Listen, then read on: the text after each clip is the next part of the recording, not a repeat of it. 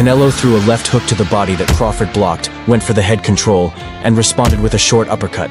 Canelo followed with a right to the body that Crawford blocked again, countering with another uppercut, then blinding Canelo with his lead hand to stab him in the body with a left hand. Canelo responded with a left body shot that Crawford turned slightly so it hit his back, and countered with a left hand. He pushed Canelo to create distance and got off his uppercut before Canelo could even land his right to the body. Crawford rolled the oncoming left hook to the body and countered with a four-punch combination, as he blocked Canelo's right hand before pivoting away. Boxing genius. Okay, boxing fans, let's talk some boxing. Waiting for some people to get in here. I don't know what's going on. I'm just locked in. Today we're going to be talking about the Boots fight that we just saw. Boots versus Lima. Okay, so we're going to get started at that. Canelo threw a left hook to the body that Crawford blocked, went for the head control, and responded with a short uppercut. Canelo followed with a right to the body that Crawford blocked again, countering with another uppercut, then blinding Canelo with his lead hand to stab him in the body with a left hand. Canelo responded with a left body shot that Crawford turned slightly so it hit his back, and countered with a left hand. He pushed Canelo to create distance and got off his uppercut before Canelo could even land his right to the body. Crawford rolled the oncoming left hook to the body and countered with a four-punch combination, as he blocked Canelo's right hand before pivoting away. Boxing genius. Yeah, that's boxing genius. All right, so let's talk about this fight. Lima versus Boots, or Boots versus Lima. We all saw the fight.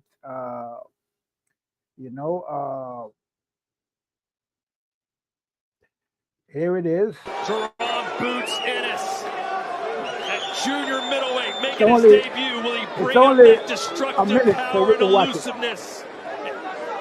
Or will Uisma Lima blow up the blueprint, shock the world, and make a name for himself on the biggest stage of his career by a long shot?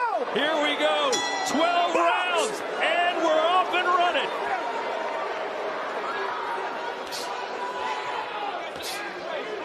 Lima in the black, Ennis in the blue and white.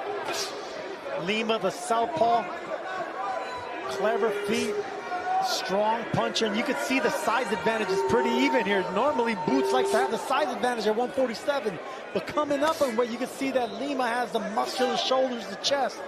And you see Both big men. You see Boots Ennis coming out, starting in the orthodox stance. You'll see him switch a lot during this fight. I would expect him to spend a lot of time at southpaw. It's been about 5 years since Boots Ennis faced a southpaw, but he says he loves going up against him. Mostly, he said, because southpaws don't like fighting other southpaws. So I would expect to see him switch into that left-handed stance frequently tonight. Yeah, left-handers hate fighting other left-handers. Last time Boots fought one was in 2020. That fight ended in 1 round due to a head clash. So that's exactly what Ennis is talking about there. And there you see right there, already into that southpaw stance.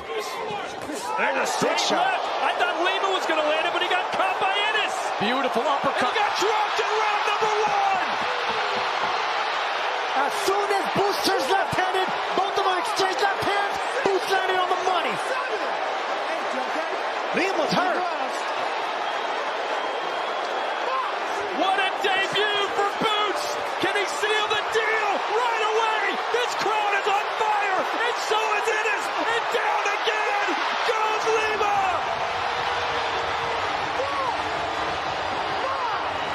Lima's lucky he hit the deck when he did. That referee was about to step in and wave this fight off. Still plenty of time for Boots Ennis to get this stoppage. Lima's been hit by a Philadelphia freight train. And maybe he is the best fighter we've ever seen. Eddie Hurst seems to think so, and he's just done it. Round 1, destruction. Boots Ennis. That's the statement Jaron Ennis needed to send to everybody, especially the 154-pound division. The critics had a lot to say about Lima as an opponent, but that's how you shut them up. Boots taking him out in 1-1. Ladies and gentlemen, the end comes at 1 minute. On his resume, had never been knocked out, career-long guy at 154 and above. Do you surprise yourself with how strong you were in the ring? No, I already knew. I feel like more I go up, the stronger I'm gonna get. You know, I was fighting at 47 all my whole professional career, and when I was an amateur, I was fighting at 41. So I was that small for a long time. So it was like time to go. There wasn't a lot of action in this fight, but walk me through that first knockdown, which seemed to set the tone for the rest of the fight. What were you looking for, and what did you land in that sequence? Just listen to my team. You know, stand behind the jab, staying calm, stay relaxed. Bob Peep, he started jumping back a little bit, so I'm like, let me touch this hook to the body and try to come up top with it, and I think that was the first knockdown. What were you seeing from him out there? How was he trying to engage with you? I think he was trying to be smart and not fight like how he usually fight, because he didn't want to get caught early, but I still caught him early. You know, people would say it's only 7 pounds, but going up this weight, how much of a difference did you feel in the ring? I felt way different. Even fight week, I felt phenomenal. You know how you be having your last day of training and you don't feel like doing nothing? I actually felt like training. I was like juvenated, like excited. Yeah. You know, when he went down that first time, could you sense that he was hurt? Or were you going for the finish towards the end? Yeah, I knew he was hurt. You know, I seen how he fell over, so I knew he was hurt. But yeah. How much, you know, you've heard a lot over the last few months, didn't want this fight, didn't want that fight. How much of a message did you want to send in this fight? I send a big message, and y'all know what time it is. Y'all know who I want next. Tick, tock, gun, shot. Y'all know who next. Well, we'll get into that then now. The next guy, there are 4 champions out there, but the biggest fight at junior middleweight is between 2 guys that aren't full title holders yet, and that is you against Virgil Ortiz. We didn't see that fight happen at 147 pounds. Does it need to happen next? It's going to happen next. I know he got his fight coming up. He focused on his fight. And pay very close attention to this right here, okay? People, we're going to pay close attention. Listen to this. You know, if you don't win, I'll fight Luma. I'll fight the winner of that. But I want Virgil Ortiz next. And if we can't get Virgil Ortiz next, I heard that Baby Cub was calling me out too. Charlo, he can get it next. Fundora, what's his name? Baccarat, Bartram, the IBF champ, he can get it. Everybody 154 can get it. I'm missing somebody? Who I'm missing? Xander can get it. Anybody at 154, I'm belt chasing. This my division. 154 is mine. I'm on tour. We heard a lot from Virgil's team over the last few months how you didn't want the fight against him. All right, so we saw enough. All right, so that was the fight. You saw what happened. You saw Boots. He's calling out everybody at 154, but you notice that he didn't say one name, and that name was Abbas Baru. Okay, now the same thing goes for Eddie Hearn, because while I was in the room, you know, in the dressing room or the locker room after the fight, he called out everybody in 154 to 168, except he didn't mention Abbas Baru's name. Neither did Boots, nor Eddie mention that name. But more than likely, that's the fight we're going to see next. But before we get into all of that, congratulations to Boots on his victory. Okay. He did what he was supposed to do. He knocked the guy out. Okay. Because, I mean, at the end of the day, I tried to give Lima the benefit of the doubt. You know, I did a video and I spoke about Lima, and, you know, he's coming from Angola by way of Portugal. He's hungry, and he's coming because he's coming to fight, and, you know, he's hungry, right? But as we all saw, you know, a lot of people was criticizing Boots about, you know, fighting Lima. I tried not to criticize him about fighting Lima. As a matter of fact, I made a point that Lima was a champion. He's an IBO champion. You know, even though he's not that's not a recognized, so-called recognized belt, I still give him the benefit of the doubt because, you know, he's a champion, right? So he's fighting a champion, and that's good. So smart strategy. You go to 154, find the weakest champion up there, and then you take him on, which is what Boots did. Okay, but I mean, at the end of the day, we can see that Lima was completely ill prepared, you know, and a lot of people was criticizing Boots about fighting Lima, and, you know, at the end of the day, it seemed like, you know, the criticism was well founded because Lima got stopped in one round. Now, you know, I mean, it's good that Boots stopped him, okay, and, you know, like I said, congratulations to Boots on that. But unfortunately, the celebration. Okay, I mean the way Boots and that's the part that really kind of got to me a little bit, because I mean Boots was very happy for one thing. Boots was in I've never seen Boots in such a good mood. Actually, he was in great spirits after the fight, which I mean I guess you can't really blame him. He was in great spirits. He was so happy that I was happy. What I'm saying? It was infectious. He was so happy. I was smiling. I was like, yes. So Boots was very happy. But and so was Eddie Hearn. Eddie Hearn was pumped. Now, unfortunately, though, the bad part of the whole thing is that Boots was a little bit too happy, because the way he was carrying on, you'd think he just knocked out Canelo. Okay, I mean, come on. I mean, he should have been a little bit disappointed at how easy the fight was at the end of the day. Okay, I mean that was, he looked a little bit too happy to be fighting fights like that, and I'm starting to think that Boots like those type of fights. Okay, he loved those type of fights, the easy fights, the easy knockouts. Okay, and that's not good, So, but based on that fight, I wouldn't be making the claim that he's Eddie Hearn is making. Something I wonder about Eddie Hearn, because the way he was carrying on, you'd think, like I said, you'd think Boots just knocked out Canelo. And Boots was carrying on the same way, pumping up his chest and walking around. I mean, he was in the back in the room. They was talking about bring on. Eddie was telling him from anybody from 147 to 168, even that other fellow up there at 168, we going for him too. And Booth was saying, yeah, bring him on, they in the way and this and that. Okay, but I'm thinking that's a little bit premature. Booth is just a little bit too happy. He's too hyped. You knocked out Lima. You didn't knock out Canelo or somebody, of that caliber. Okay, you didn't knock out one of the top 54 pounders. So why are you so happy about that? I mean, basically what the fight confirmed for a lot of people was that Lima was a bum. Now I'm not calling him a bum. Okay, I'm not going to say that, but this is what people were saying. Okay, and the fact that he was able to knock him out in the first round, just for a lot of people, that just confirmed it.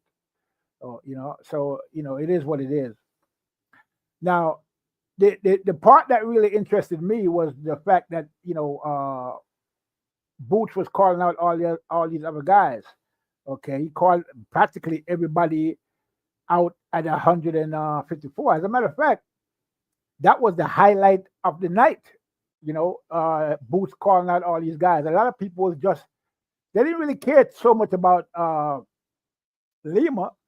They basically was happy that Boots finally called out everybody at 154 by name.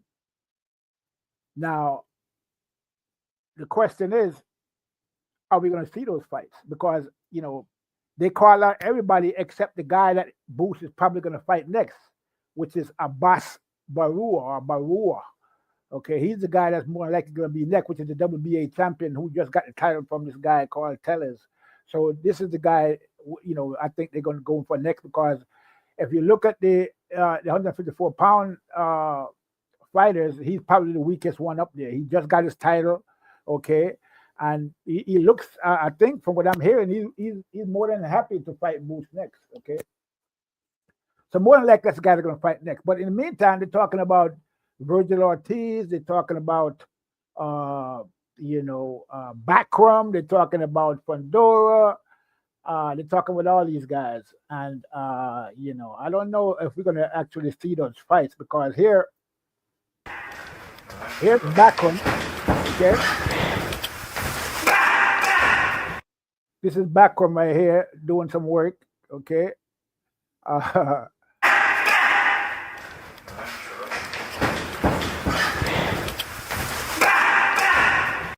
So basically, Backrum is the unofficial boogeyman at 154 pounds after what he did to Tim Tszyu.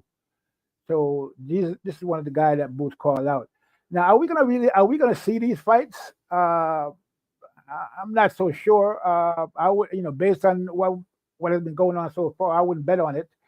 And me personally, I think Boots need to move up to 160 because at the end of the day, I think Boots is a middleweight fighting at 54 pounds. When he was also fighting 147. He's a big guy.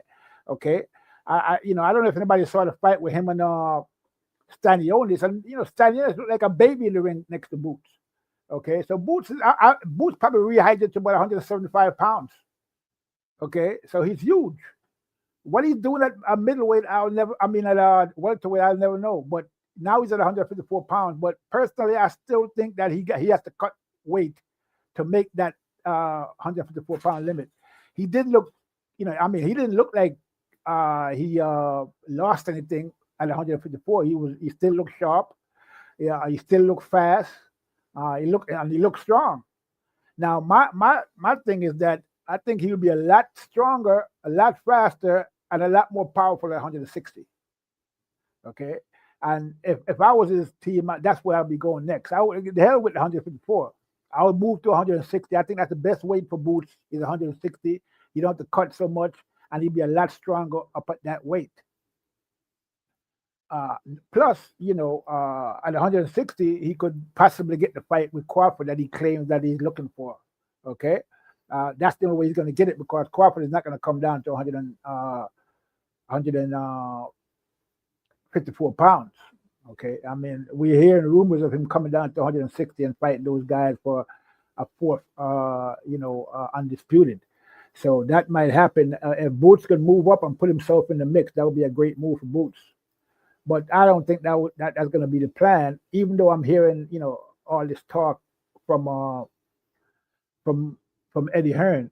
Now, to me, it looked like Eddie Hearn was pumping Boots up, on purpose. Basically, like what they say, fattening the lamb for the slaughter. More than likely, I think he's gonna probably cash Boots out, with a turkey fight. And if there's a fight from Turkey, it's probably going to be backroom. Okay, if Turkey gets involved with this, if Boots' next fight is going to come to Riyadh season, it's probably going to be backroom or somebody like that. Okay, one of the top guys at 154 pounds. So I don't really see the Virgil fight coming next. I don't know what you guys think. We've been hearing about Virgil for a while, but I don't see that fight coming next. Like I said, I think the fight that's coming next is going to be Abbas Baru, and they're going to take the easy route, basically. But I mean, Boots, maybe Boots, got a lot of confidence from this fight because, I mean, the way Boots looked after this fight, I was, like I told you, he was so happy. I was happy. I mean, Boots was hyped. So it looked like he got a great confidence boost, from this fight. Like we all know that for the past couple of weeks, ever since the Terence Crawford fight, Boots has been, we've seen him in interviews and he hasn't been in the best of spirits. He's been getting a lot of criticism from the fans, and he was pretty much down. Looked like he was pretty much down in the dumps. But after this fight, Boots was he was on the mountaintop. He was happy. He was, he was walking around. He was puffing his chest out. So he got a big confidence boost, from this fight. Now, that would be great if if he had knocked out Backram or Pandora or one of the top guys, maybe Charlo or something like that at 154 pounds. That they're not going to see him being so happy and so, but to be that happy to knock out a guy like Lima, I don't know. It doesn't something about that just doesn't feel right. You know what I mean? And it just for you to be for that to boost your confidence that much, a guy knocking out a guy like that, kind of shows that your confidence is not that strong in the first place. Okay, So that's how I see that. But congratulations to Boots. I'm glad that he's feeling chipper and feeling himself and feeling good. Okay, that's good. That's good for him. And I'm just looking forward to see if he's going to actually fight any of these guys that they mentioned. Okay, now personally, again, I don't see it. I mean, I'm thinking that we're going to see Abbas Baru next. Uh, and that's what it is. I mean, so basically, for the critics of Boots, this was another bum bash. Okay. Now, again, I'm not saying that, but this is what the critics are saying out there. I mean, I keep an eye out what's going on. So this is what everybody's saying. Lima wasn't this, Lima wasn't that. But I mean, like I said, I give him the benefit of the doubt on the Lima because Lima was a champion. I mean, even though they won the IBO belt and they didn't even show the belt, they were showing the WBA interim belt. Instead of the belt that he won, the actual world title that he won from Lima, which is the IBO belt. So I don't even know if Lima carried the belt with him when he came here. I didn't see him show it at any time. So I don't know what's up with that. But yeah, so now all of the fans out there, Boots fans I'm talking about now, they're out there screaming at the top of their lungs, that Boots, this is, I mean, one of the announcers said this is probably the best fight he's ever seen, or something like that. I mean, I don't know what the hell these guys are talking about. I mean, we're talking about Uisma Lima, a guy that none of us actually really heard about until a couple of weeks ago. Until Eddie Hearn brought him up and said that's the next fight. Nobody knew about Lima until So to say that Boots beating Lima makes him it looks like he's the best fighter in that. He said the best fighter he has ever seen. So I mean, I don't know. It's a lot of hype, but again, it is what it is, and so this is where Boots is right now. Personally, I don't really see this as preparing Boots for any real fights. Boots, he's got to fight better competition at the end of the day. These kind of fights are not going to get Boots prepared to face tough challenges at 154 or 160 or even 168 if he decides to go up there eventually, which he probably will.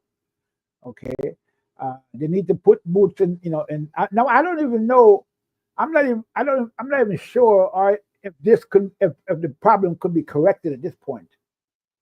Okay, because as happy as Boots was for beating up on Lima, this thing seems like it's endemic. I mean, he was in heaven.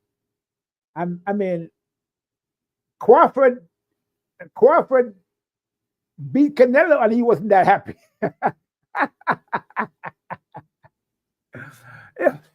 Crawford went up 3 divisions and beat Canelo and he didn't act. He wasn't puffing out his chest like the way Boots was doing, and his team wasn't carrying on the way Eddie Hearn was carrying on. I mean, this is crazy work. So yeah, I mean, I don't know. I mean, like I said, you think Boots just knocked out Canelo the way they're carrying on. I mean, it's crazy. So but I mean, I guess in the heat of the moment they're enjoying themselves. That's all good. I mean, but again, for that to boost confidence so much, that doesn't say much for his confidence in the first place. Okay, and all this talk about those guys up there in the way and all of that, and Boots, I don't know. I don't see this preparing Boots for any of these, the killers. Okay, but we're gonna see eventually. I mean, Boots does have a lot of talent. Okay, he has all the tools. I mean, he has the height, the reach, the arms. He has the power. He has everything you would need to be an elite fighter. Okay, he has everything that you need to. Boots has everything a fighter would need to be an elite fighter. Okay, period. There's no question about that. Now, the problem, as I see it, is that is execution. Can Boots execute at the highest level? And based on what I've seen so far in Boots and all the fights I've watched Boots in, he can't. He can't really execute at the highest level. His execution is flawed. Okay, he has the talent, but it hasn't been, converted into skill yet. Okay, and the reason why it hasn't been converted into skill because he's not fighting anybody. You got to fight skillful fighters to, steal, sharp, and steal. So if you keep fighting guys like Lima, how are you going to get sharp? You're not going to get sharp doing that. Okay, no matter how much talent you have. So Boots got to pick it up, and since he seems to have gained so much confidence from this fight, because he did look strong and he did look, he looked good. I mean, at the end of the day, he looked pretty. He looked good. You can't say he didn't. He looked pretty good. So hopefully that'll give him the confidence to actually accept the the big fights and take these fights that because we saw Bakram. He said he's ready. They called him out. He says, I'm ready. So let's see if they actually take that fight, or maybe they already have the Abbas Baru fight signed, sealed, and delivered already, and they're just not telling us because, I think that's where they're going to go. That's the route they're going to take. Hold on 1 second.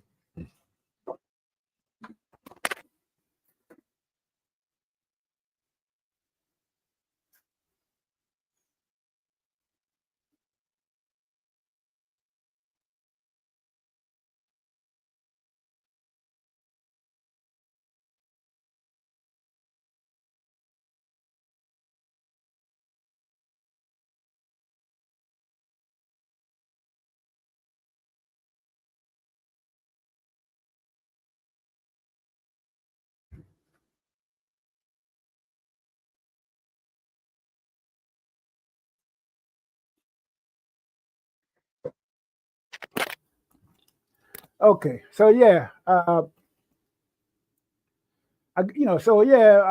don't, great fight. Like I said, good performance by Boots, but he should have done what he did.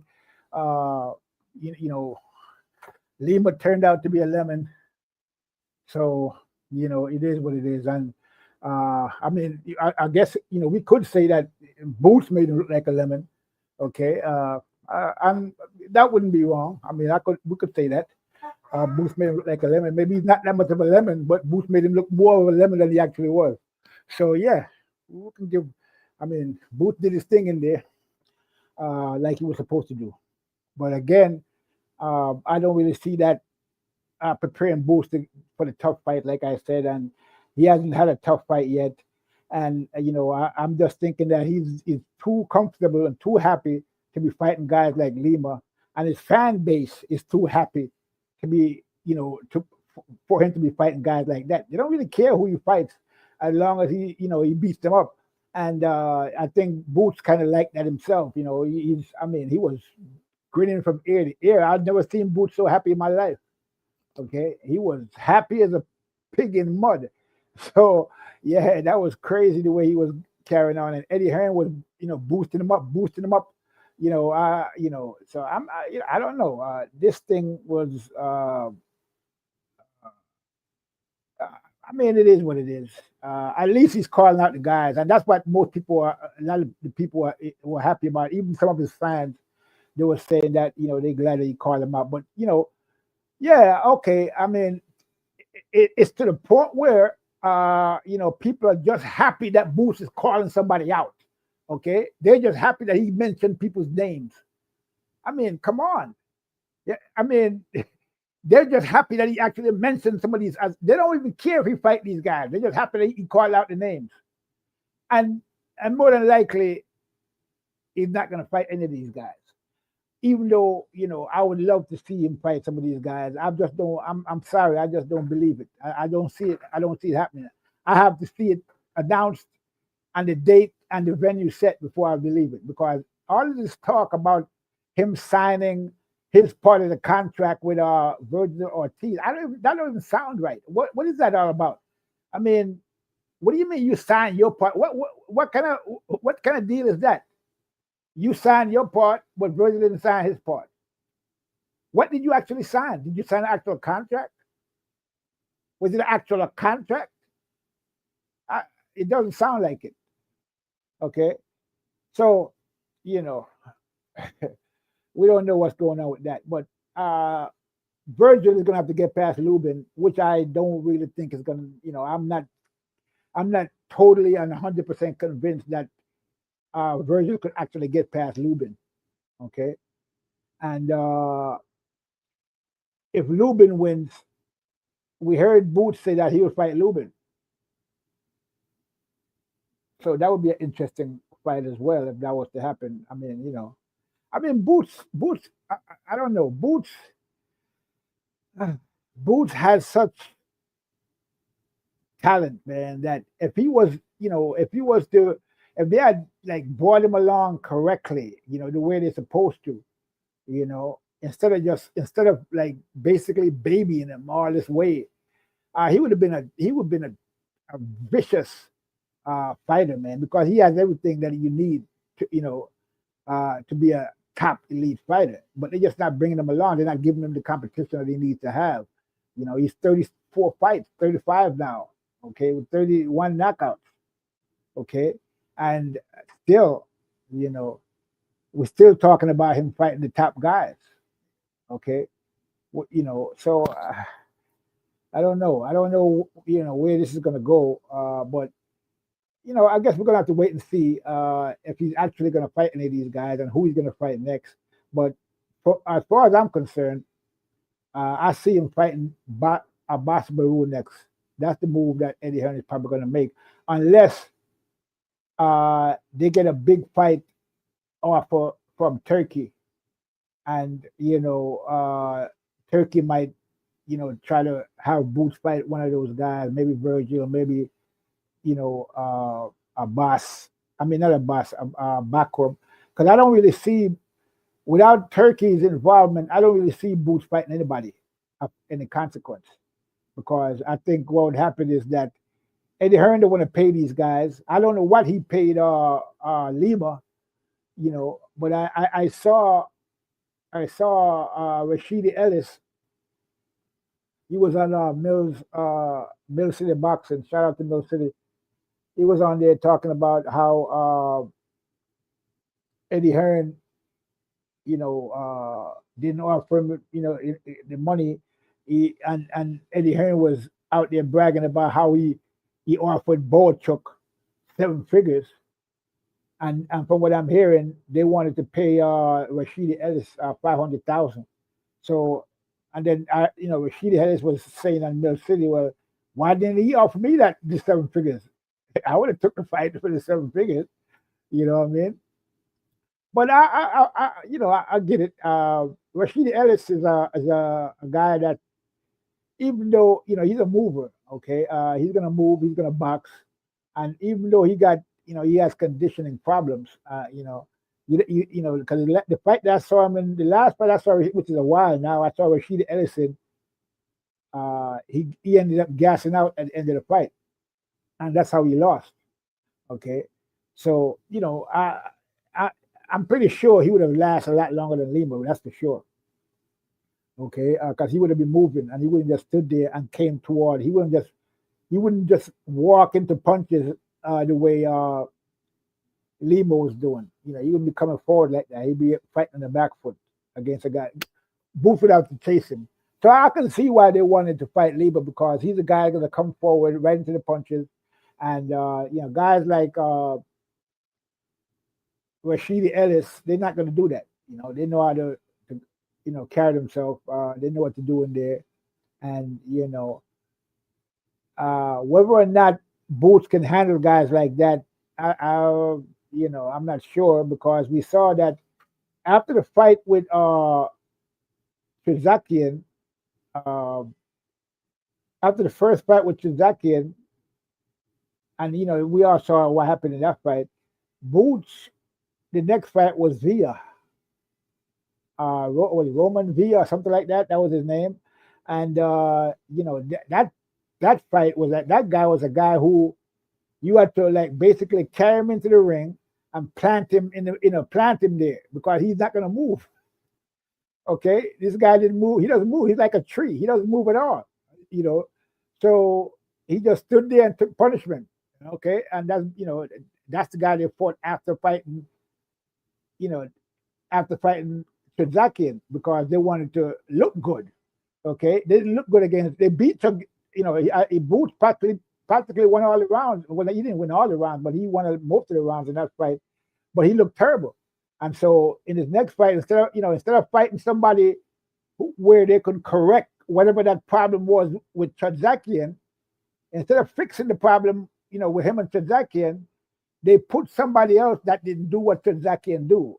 They put Villa in there to stand still so Boots could beat him up and look good. And then when the Trizakian fight came back again, the second time, Trizakian did much better. Okay, in the second fight than did in the first fight.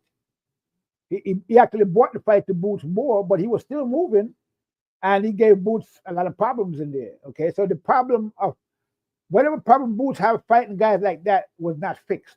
They didn't fix it. Okay, they just did a bait and switch. They just switch somebody, try to find somebody else that that won't move as much. Those have that IQ, and we saw this. We saw the same thing with this guy Lima. So a guy's gonna come. They could have picked Rashida Ellis, but they picked Lima. Okay, even though Rashida Ellis is not all because he's not a very active fighter. So I don't know how good Rashida Ellis actually is at this point.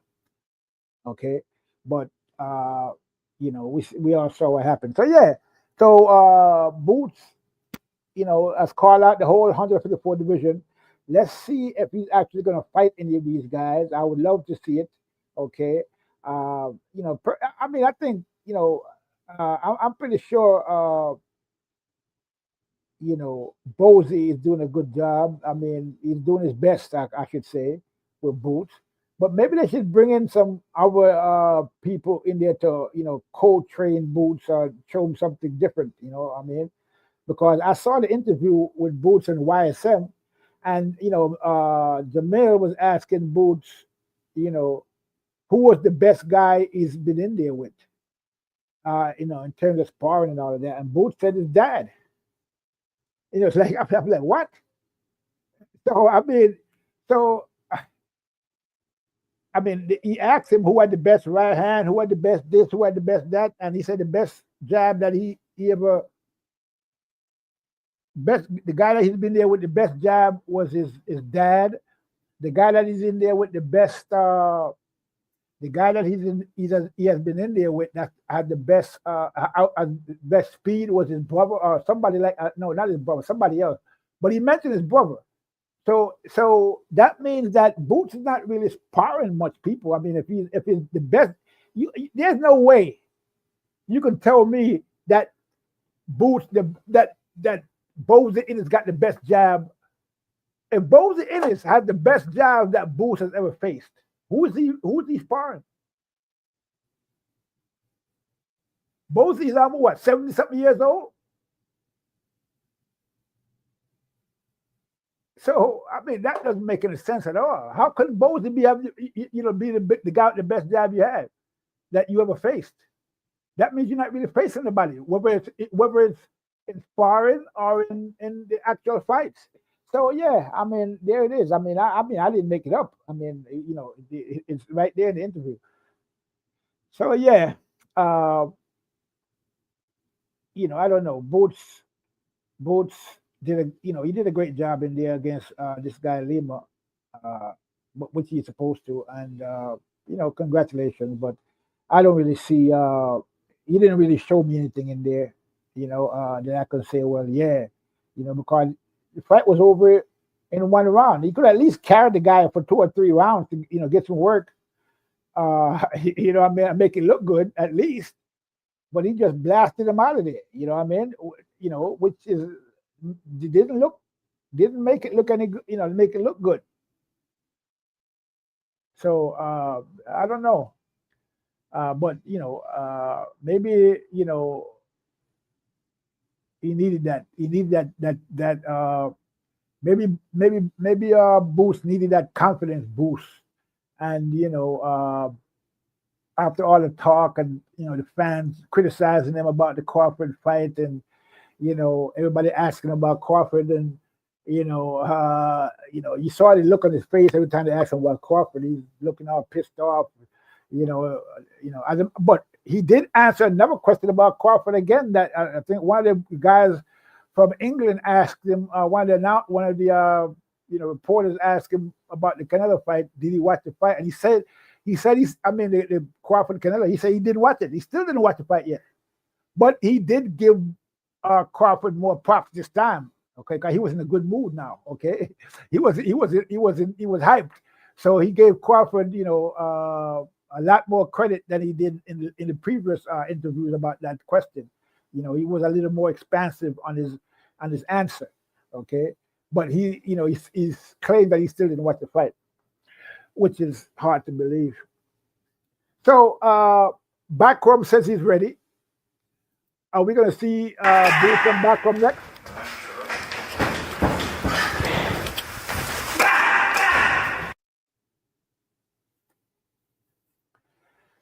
Anybody think we're going to see that fight next?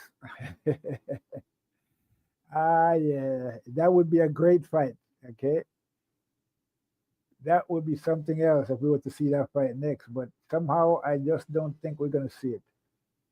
For some reason, more than likely, we're going to be seeing Abbas Baru. So yeah, so that's my analysis of the fight. This fight was great job by Boots. He did what he was supposed to do, got the guy out of there. But it just at the end of the day, it just goes to show you that what could you learn from fighting a guy for a minute and 23 seconds or whatever, however long the fight lasted? I don't know. Not much. So what did this fight do to sharpen Boots' skills and get him prepared for tougher fights? Nothing at all. Zero. Absolutely nothing. Did nothing for Boots. He did nothing. He did not do anything. Basically, he just went in there and knocked the guy out like he was nothing. And a lot of people see that and say the guy was nothing. And they were saying that before the fight. And then basically Boots just confirmed it by doing what he did. So, he can't win for losing. He can't, but they're happy. He's happy. His camp is happy. His fans are happy. And, it's all good at the end of the day because, I want to see Boots do good, but he's going to have to step up his game. I would love to be able to say that Boots is the goods. And I would love to be able to say that because, like, I can say that he has all the tools to be the goods. Okay, everything that you need to be the goods, to be the man. From 154 to 168, Boots has it. Probably even 175. Boots has everything you need to excel. There, but I don't see it getting.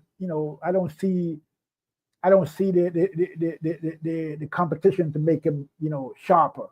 I don't see that. I don't see him getting any better.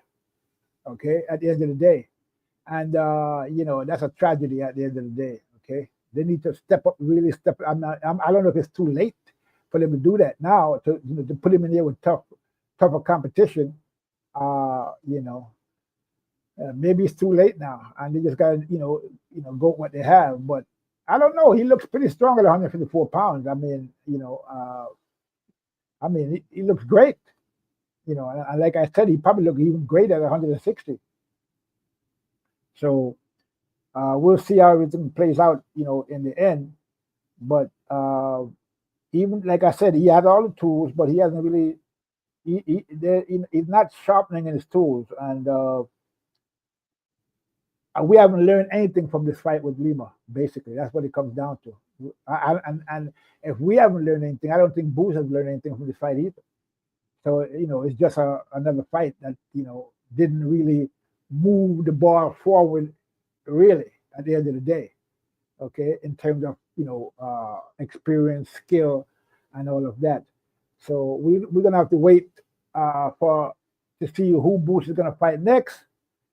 His next 2 or 3 fights to see if they're really gonna step up the game, and if Boots is gonna step up the level of competition. If we hear if his next fight is against a guy who none of us heard of, nobody considers to be a top guy, then we'll have our answer. Okay, so we can give him the benefit of the doubt until then, see what happens in the next fight. Okay, but to fight this guy Lima and then talk about the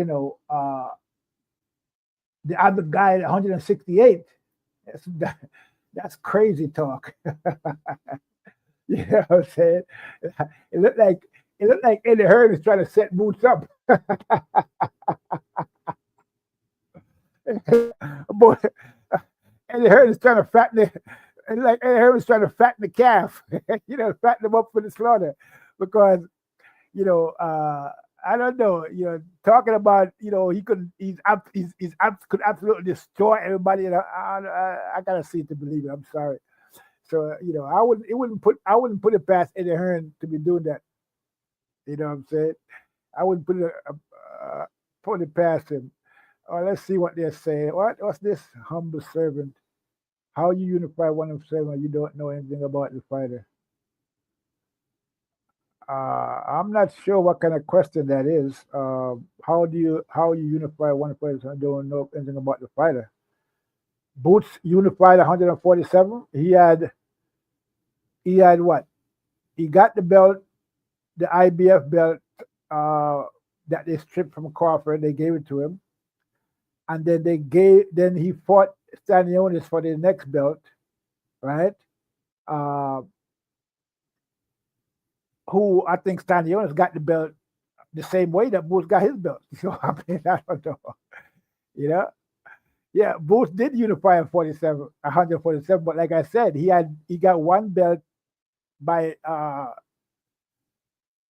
he got 1 belt by they gave him the belt by email, right? So even Boots said that. He said before the Stanionis fight, he said he didn't have a belt that he actually fought for. That's coming from Boots' own mouth. He didn't feel good about the fact that he had a belt. And he haven't really, and he was talking about the Stanionis fight, saying that that's going to be he's actually going to get a chance to fight for a belt, and win the belt, in the ring. Okay, he was happy about that, and he did do that. But that's only one. That's the 1 belt. The other belt they gave it to him. Okay, so I mean, is that really unifying? But he had 2 belts at 147. But the plan at 147 was to become undisputed, but we didn't see that. And what we saw instead was, Boots having to leave 147 because he was getting too big. He shouldn't even be fighting at 147 in the first place. He was a weight bully, still is at 154 pounds. So it is what it is. As for Bud refusing to defend undisputed, that's not really true, because Bud. They stripped the belt from Boots 3 weeks after he won undisputed. So he didn't even get a chance to defend the belt. They didn't even give him a chance to defend the belt. They just took it from him. Okay? And like I said, they took the belt from him before he even had a chance to defend it. It was 3 weeks, and they took the belt and gave it to Boots. So what are you talking about? They didn't give Boots any chance to defend that belt. I mean, Bud, they didn't give him a chance to defend the belt. And remember, Bud was supposed to defend the belt against Errol Spence at 147 pounds. But that fight didn't happen. Well, I don't know who you are, but humble servant, but you need to stop the cap. Everybody, the whole world knows that Boots got offered the fight at 147 and he didn't take it. And I don't blame him for not taking it, because Boots would have crucified him, and that would have been the end of Boots. Bud would have crucified him, and that would have been the end of Boots' career. That he'd have been over. Come on, you got to be realistic, my friend. Boots didn't. Bozy, like I keep telling people, Bozy was too smart to put Boots in there with a killer like Crawford, and he's not going to do it anytime soon. Okay, so all this talk about Boots ducking, that's how Boots basically made his career by claiming that everybody's ducking him. Crawford is ducking him. Everybody knows Crawford is ducking him. Crawford called him out live, and we all saw that.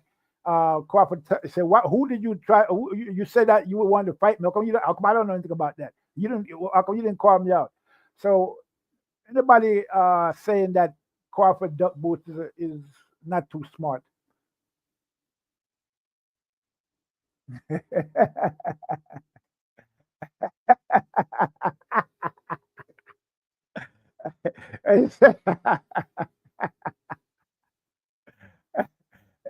I love it. I love it. Yeah, this is great. I'm glad you said that. Spencer Canelo washed up. Yeah.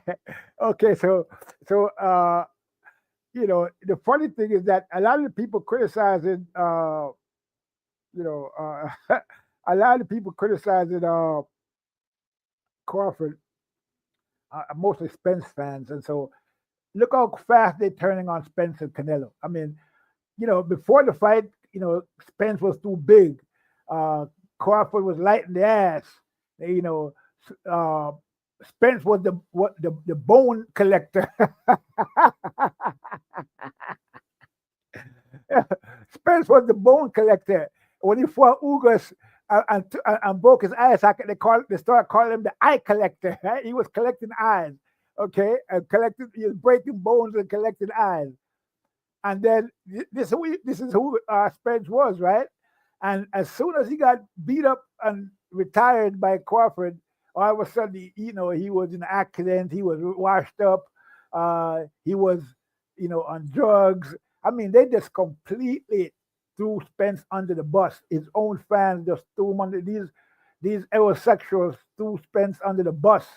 Okay, basically, and jumped on the Boots in his bandwagon and tried to push Boots to fight Crawford, like they had pushed Sean Porter to fight Crawford before he fought Spence. Okay, so this is what happened, people, and we all know how it went down. Okay, so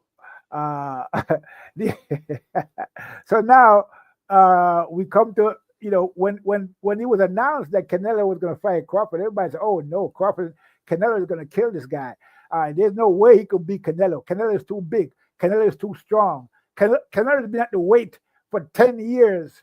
Okay, he's been at 168 for 10 years. There's absolutely no way that Crawford is going to beat him. This was the story, and not even a minute after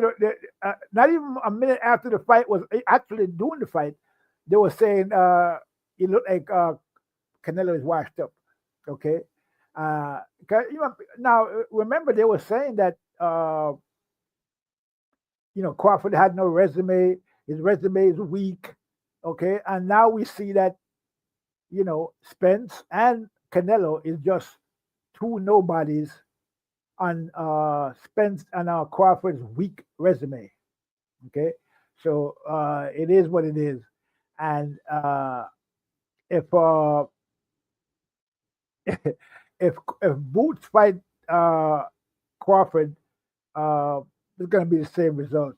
Okay, so I'm pretty sure Bozy and the team over there, they're glad, that Crawford is not taking the fight with Boots, because he would have ended Boots' career.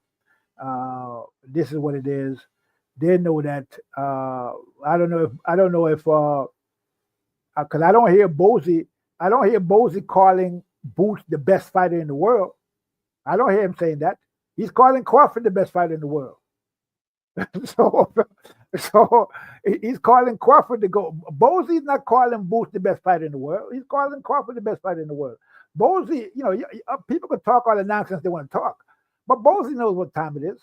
And Bozy knows, like I said, and I'm going to say it again, Bozy was too smart to put Boots in there with a killer like Crawford. It would not happen under Bozy's watch. Okay? It's not going to happen under Bozy's watch. He's not going to let that happen because he knows what Crawford will do to Boots. This is why Bozy is calling Crawford the best fighter in the world. Plain and simple. So your son is boxing. Okay? Your son is a boxer. He's a fighter. Okay? And you're calling another fighter the best fighter in the world, not your son. So that should tell you everything you need to know. Okay? That should tell you everything you need to know about Bozy and about Bozy, Boots, and Crawford. Okay? I mean, it is what it is, people. There's no point in making up stories. You know what I mean? It is what it is. Bozy's not going to put Boots in there with Crawford. It's not going to happen. People can wish for that fight all they want to. It's not going to happen. They're going to keep building Boots off of Crawford's name. They're going to keep clout chasing. And, Crawford being the kind of guy he is, he don't really say much about it. He just let it go. He could come out and say, man, stop calling my name every time you mention Boots. But you don't do that. You just let them go ahead and build Boots. So, Crawford, he don't really care about it like that. He just let it happen. But they've been building Boots off of Crawford's name, and they're using Crawford's name to build Boots. With all the publicity that Crawford was getting with this fight against Canelo, you had Boots go over to Canelo's camp to fight, to help Canelo spar for Crawford. This is what the video that YSM Media put out said. Boots in Canelo camp to help Canelo for Crawford. Okay. So he's over there trying to help Canelo. Now, I mean, at the end of the day, just imagine if Canelo had won the fight. Boots would have been going around taking credit for helping Canelo to beat Crawford. Because you would have said, yeah, I went over there and I showed him a few things and and that's what helped him to beat, that's what helped him to beat Crawford. But now, it didn't happen that way. Canelo lost. And so what happened when Canelo lost? Boots don't even want to watch the fight. You can't make this shit up, man. Boots don't even want to watch the fight. What you can't really blame him because Canelo lost. So all that help you was over there so supposedly, allegedly giving Canelo didn't amount to a hill of beans. Okay? So basically what happened is that Boots and Canelo took a loss. They took an L. Crawford beat them both. So it is what it is, people. Now if Canelo would have won, like I said, Boots would have been taking credit. People would have been giving Boots credit because, when Boots went over there to help Canelo, all his fans were saying, yeah, Canelo, Crawford is really in for it now because Canelo got Boots over there. They got the phenom. They got the guy. He's over there helping Canelo. What happened? Nothing. So Crawford still won. So all that help that he gave Canelo didn't do, like I said, didn't amount to a hill of beans. But is Boots taking credit for Canelo's loss? No, he's not even watching the fight. Okay, he won't even watch the fight. So it is what it is. But with that said, people, I'm not gonna, I'm not gonna make this video too long. I'm just gonna say a couple more things about this guy right here. Listen, if he gets knocked out or not, Terence Crawford doesn't matter. He's walking around with fucking money. For sure. He could ride to the sunshine. Yeah. Doesn't matter. Want to be all over Instagram? Yeah. That's an ugly way to going. Right. But Canelo could take some shot. Right. Because he took Triple G, and Triple G went in with that on top of the skull like that. He overturned it right here. Ah, he was in that moment. Crazy. So you feel like Canelo's gonna win that fight? I fear Canelo can take shots. Can Terence Crawford, can he hit? at a 168 that hard, coming from, remember 54, he didn't look too great at 54 right now. And anybody remember that? Everybody was saying that Crawford didn't look good at 54 against Madrimov. So how the hell was he going to be able to defeat Canelo? And here's this guy, Angel Garcia. That was the narrative, right? Everybody said that. Everybody brought that up. Oh, he didn't look good against Madrimov. He can't take on Canelo. I mean, I don't want to go into all of that. The rest is history. But the reason I brought this guy up, because recently in the interview he said that that the reason why that Canelo was what he said was burnt out. Yeah, Canelo was burnt out. That's basically he's saying that's why Crawford won, because Canelo was burnt out. I mean, now this guy is something else. I mean, it's amazing when I think about it, man. I mean, it's crazy. Everybody that Crawford fight, they say the same thing about them, that they were washed. They wasn't that good. They were nobodies. I mean, you can't make this up. I mean, they're talking about Canelo. We talk about Canelo, the guy that when the fight was announced, they thought it was madness. You hear what he's saying? There's no way. Triple G was hitting Canelo and he couldn't do nothing. Crawford, and people were talking about Crawford was, Canelo was going to walk through Crawford's punches. He was going to do this. He was going to do that. Crawford punches wouldn't have no effect on him. Crawford couldn't take Canelo's punches. I mean, on and on. And here's this guy, okay, recently saying, "Oh, Canelo was burnt out." So that's the excuse, and Canelo didn't give an excuse.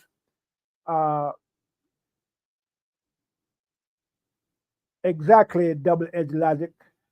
They're not watching until Crawford get done with them. That's exactly what happened. Crawford finished him off. Okay, Crawford made him look the way he looked, and Canelo basically admitted it at the end of the fight by saying that he couldn't do nothing with Crawford. He couldn't figure him out. Okay, he said Crawford had everything. Okay, so but the people are still out there making excuses, even though Canelo told them, in his, with his own words, that he couldn't do nothing with Crawford and Crawford had everything.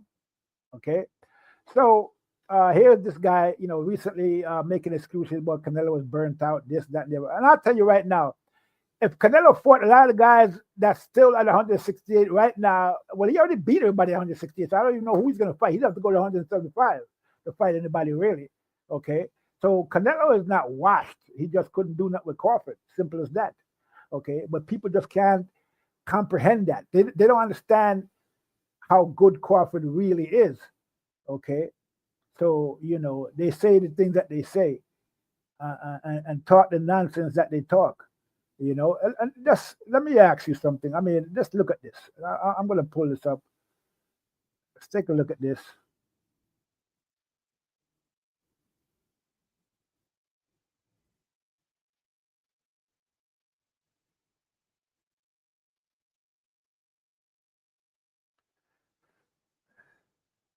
Left hook to the body that Crawford blocked, went for the head control, and responded with a short uppercut. Canelo followed with a right to the body that Crawford blocked again, countering with another uppercut, then blinding Canelo with his lead hand to stab him in the body with a left hand. Canelo responded with a left body shot that Crawford turned slightly so it hit his back and countered with a left hand. He pushed Canelo to create distance and got off his uppercut before Canelo could even land his right to the body. Crawford rolled the oncoming left hook to the body and countered with a 4-punch combination as he blocked Canelo's right hand before pivoting away.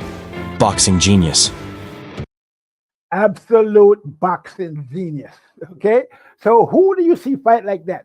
Have you ever seen Boots do anything like that? Any of these fighters that we have now? Have you ever seen anything like that from any of these fighters? We're talking about Crawford in the pocket with Canelo. Jamal Charlo was up there fighting. Jamal Charlo. Do you see Jamal Charlo do anything like that? This is why people don't. I'm gonna tell you something right now. If you really want to see Crawford, how good Crawford is, you can't watch his fights live because a lot of things you're not gonna see because first of all, he moves too fast sometimes, so you can't really see a lot. You have to watch his fights on half speed with the sound off. Turn the sound off and watch the whole fight at half speed. And then you'll be able to see what Crawford is doing in there. Other than that, you're not going to be able to comprehend or even see what the hell he's doing in there. Okay? Because he's doing all kinds of things in there with his foot, his movement, his body position. You know, it's crazy the amount of things that Crawford is doing in these fights. I mean, people just don't understand what the hell is going on. They don't know what they're seeing. Okay? Let's watch it again. Canelo threw a left hook to the body that Crawford blocked, went for the head control, and responded with a short uppercut. Canelo followed with a right to the body that Crawford blocked again, countering with another uppercut, then blinding Canelo with his lead hand to stab him in the body with a left hand. Canelo responded with a left body shot that Crawford turned slightly so it hit his back, and countered with a left hand. He pushed Canelo to create distance and got off his uppercut before Canelo could even land his right to the body. Crawford rolled the oncoming left hook to the body and countered with a 4-punch combination, as he blocked Canelo's right hand before pivoting away. Boxing genius. Yeah, for sure.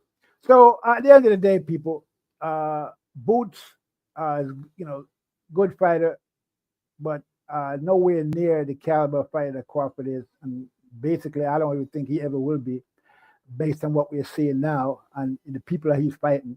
But, give him, congratulations on his recent win. Hopefully, he'll actually fight some people in his next upcoming fights. I'm looking forward to seeing him, perform again. He looked good against Lima, okay, but again, Lima was, low caliber. So we need to see him against bigger caliber fighter.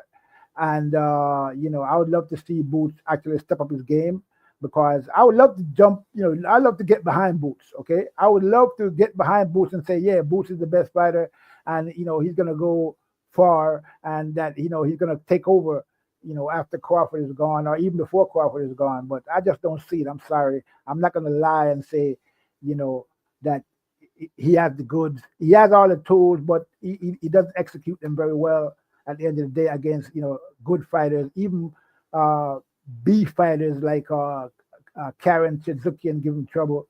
And we all saw that.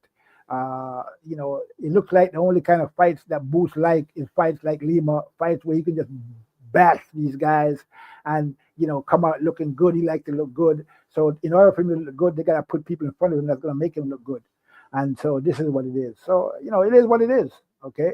And, until he step up the game, I can't really jump behind him like that and say that he's this or he's that, because I'm not seeing him fight anyone that's really bringing out, any technical genius or anything like that, like we just saw with Crawford, okay?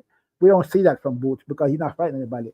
So if Boots is talking, if Eddie Hearn is talking about how great of a fighter Boots is, and, this and that, and he can take anybody from 160, 140, 154 to 160, then why not fight Canelo next? Let's see that fight. Let's see Boots against Canelo. Okay, so that fight, make that fight. Let's see Boots fight Canelo. I'm pretty sure Turkey would pay for it. Okay, at the end of the day, I'm pretty sure Turkey would pay for that fight. So, but at the end of the day, people, it is what it is. Again, congratulations to Boots.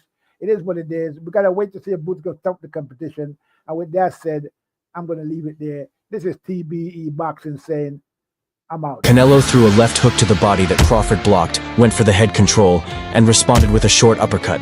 Canelo followed with a right to the body that Crawford blocked again, countering with another uppercut, then blinding Canelo with his lead hand to stab him in the body with a left hand. Canelo responded with a left body shot that Crawford turned slightly so it hit his back, and countered with a left hand. He pushed Canelo to create distance and got off his uppercut before Canelo could even land his right to the body. Crawford rolled the oncoming left hook to the body and countered with a 4-punch combination, as he blocked Canelo's right hand before pivoting away. Boxing genius.